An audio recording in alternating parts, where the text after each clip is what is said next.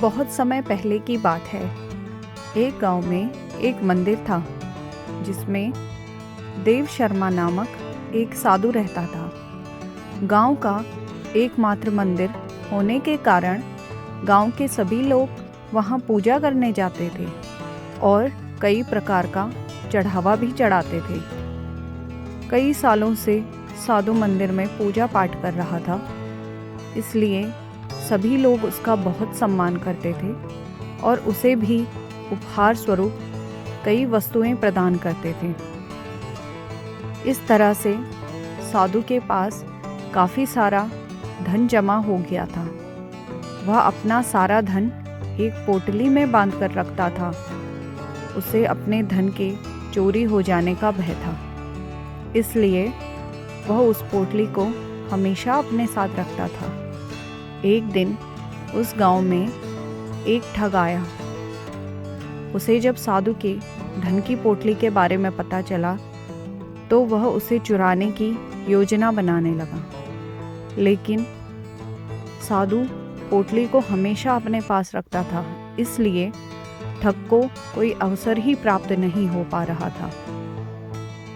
अंत में उसने सोचा, क्यों न वेश बदलकर कुछ दिन साधु के आश्रम में रहकर उसकी सेवा की जाए और अवसर प्राप्त होते ही धन चुराकर गांव से निकल जाऊंगा। अगले ही दिन वह वेश धारण करके साधु के पास गया और उससे बोला, मुनिवर, मुझे अपनी शरण में ले लें। मैं आपकी सेवा करना चाहता हूँ। आपके चरण कमलों में रहकर ज्ञान प्राप्त करना चाहता हूँ। साधु ने उसे अपना शिष्य बना लिया और अपने साथ आश्रम में रहने की अनुमति प्रदान कर दी। ठग पूरी लगन से मंदिर में काम करने लगा। वह सुबह सवेरे ही उठ जाता और मंदिर की साफ सफाई करता, नदी से पानी भर कर लाता, पेड़ पौधों को पानी देता, भोजन बनाने में सहायता करता और मंदिर के सभी कार्यों में हाथ बटाता। उसकी सेवा भावना से साधु बड़ा प्रसन्न था। वह धीरे धीरे उस पर विश्वास करने लगा।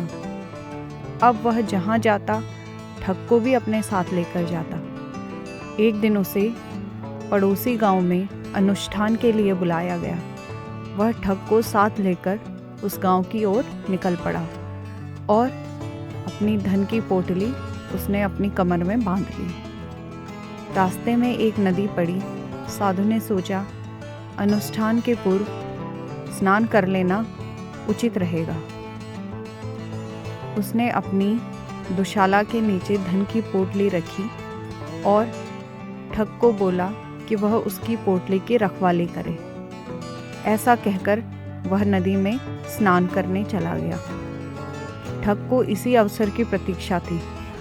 उसने बिना देरी किए साधु की धन की पोटली उठाई और चलता बना। एक अनजान व्यक्ति पर भरोसा कर कर साधु ने अपना पूरा धन गंवा दिया। कहानी से सीख, बिना पूरी तरह किसी व्यक्ति को जाने उस पर आंख मूंद कर विश्वास नहीं करना चाहिए।